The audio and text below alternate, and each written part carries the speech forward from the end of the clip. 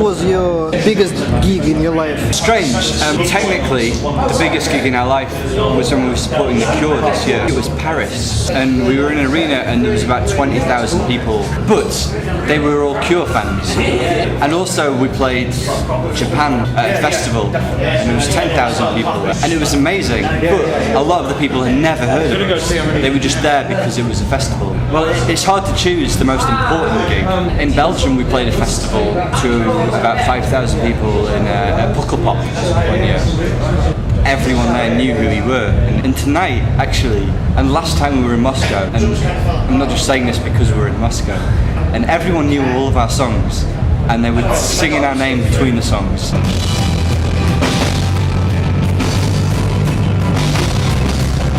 Because I guess everyone downloaded it in preparation for the concert and knew it. It was amazing. And tonight was very, very similar.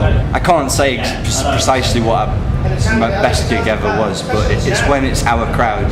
It could be 20 people, and we've had some incredible gigs where there's literally 20 people.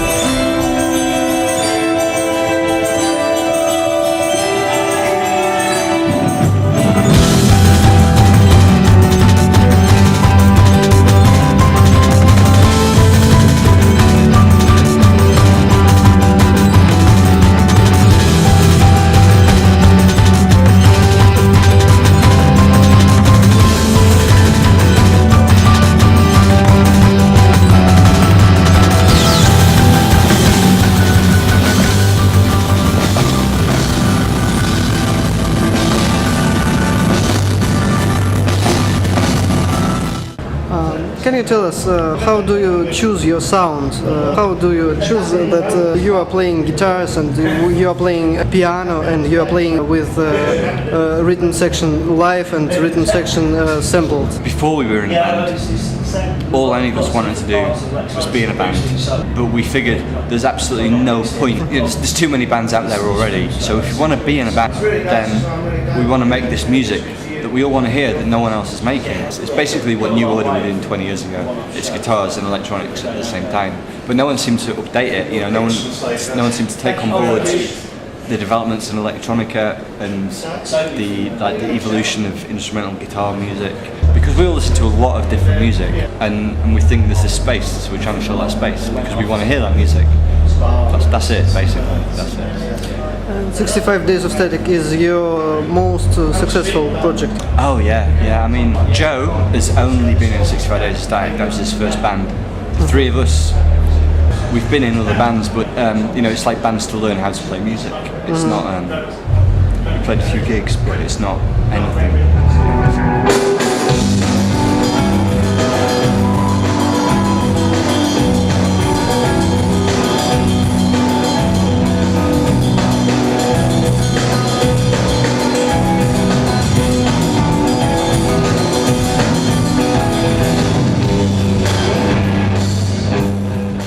Some people who help you to become a real band. Yes.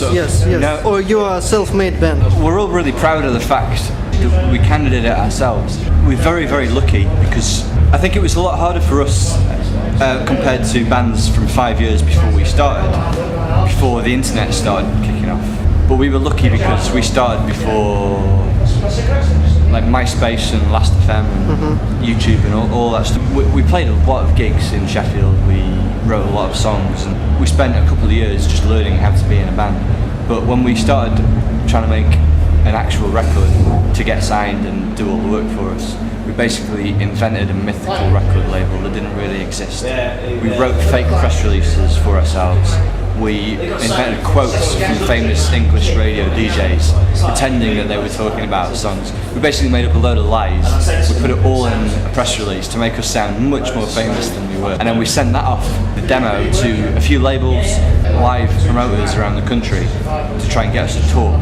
It was weeks of collecting addresses and spending hundreds of pounds on stamps and envelopes and making this record. And that was how we got our first ever tour. And it was about a week around the UK at tiny venues.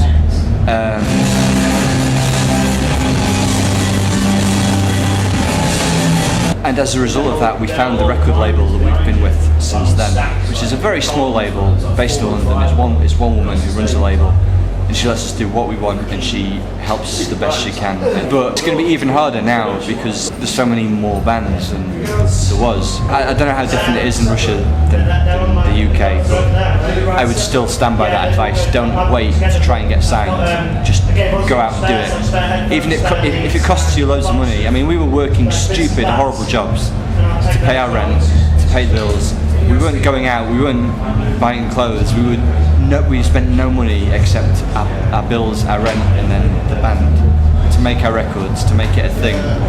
It all went into making that happen because it's too hard now. Unless you sound like Coldplay and you're going to be one of those bands that just writes really boring pop music.